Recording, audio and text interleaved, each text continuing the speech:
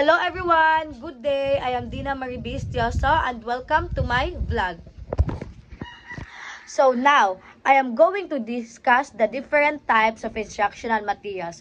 And there are 7 types of instructional materials. But I only choose the writing board. So what is writing board? Writing board is a visual presentation in ideas or a lesson. And there are 2 types of writing board, which is the whiteboard and the blackboard. Whiteboard is a smooth surface that you use markers to write, and the blackboard is the dark surface that you use chalk to write. And these instructional materials can help you to help students to focus and to take notes.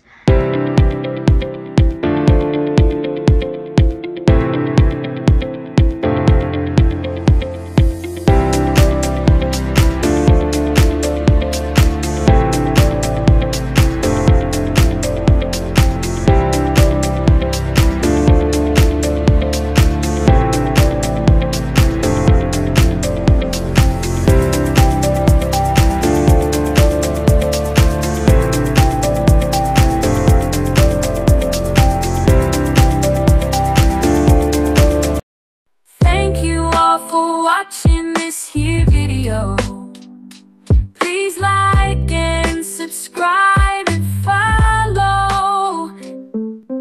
Much love from Little Yas to each of you, content creator.